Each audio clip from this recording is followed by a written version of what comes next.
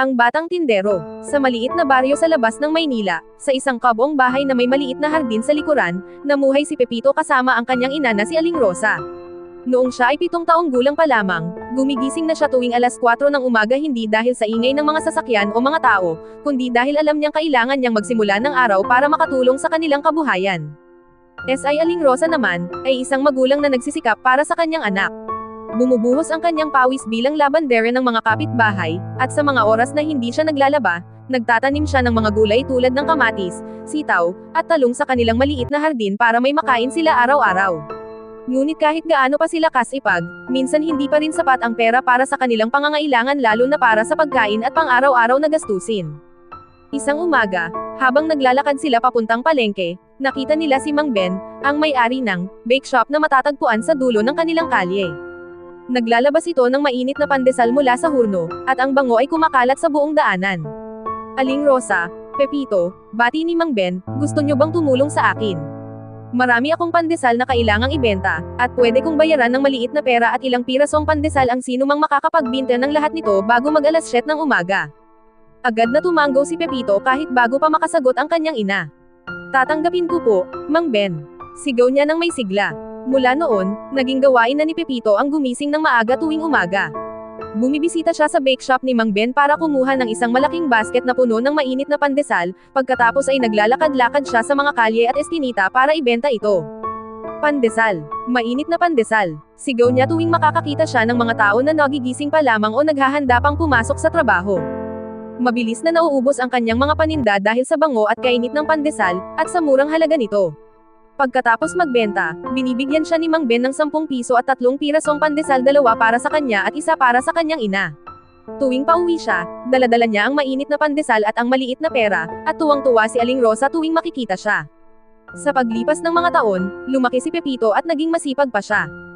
Hindi na lamang pandesal ang kanyang ibinebenta, minsan ay nagdadala rin siya ng puto, kutsinta, at iba pang merienda mula sa bake shop ni Mang Ben. Habang nagbebenta siya, napapansin niya rin ang mga paraan ng paggawa ng mga tinapay sa bake shop.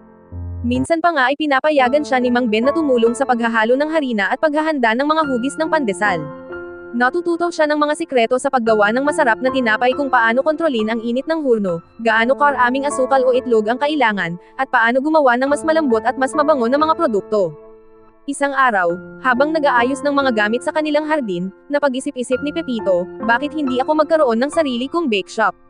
Para hindi na kami umaasa sa ibang tao, at para makapagbigay din kami ng trabaho sa ibang nangangailangan. Sinabi niya ito sa kanyang ina, at agad itong sumuporta. Anak, sabi ni Aling Rosa habang hawak ang pisngi ni Pepito, kung iyon ang gusto mo, susuportahan kita.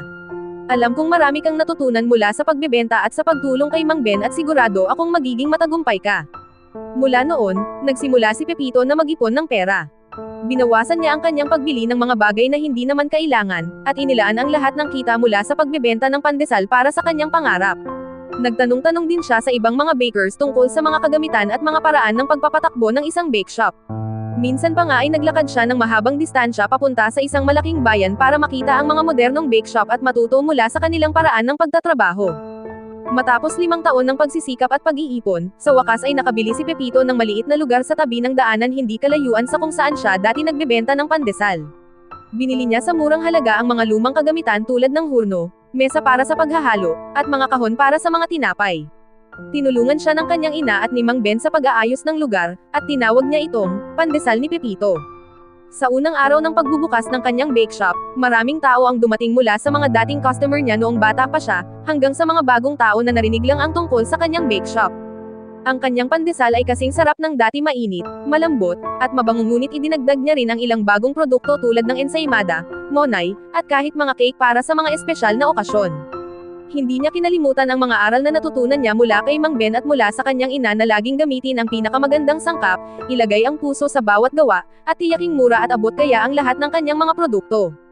Taon-taon, lumalago pa lalo ang bake shop ni Pepito.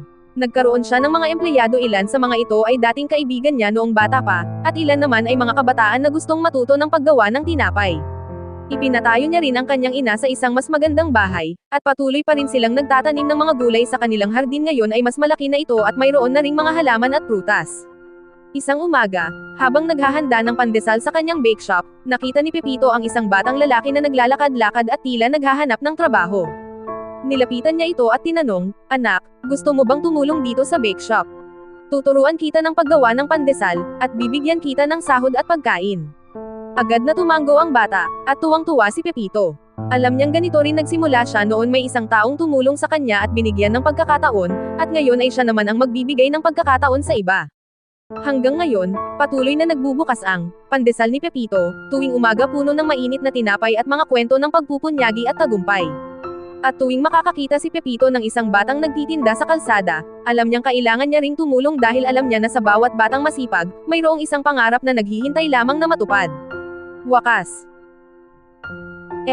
Ang pangunahing moral ng kwento ay, ang sipag, tiyaga, at pagpapahalaga sa mga taong tumulong sa atin ay maaaring humantong sa tagumpay, at ang tunay na yaman ay nasa pagbabahagi ng ating biyaya sa iba na nangangailangan.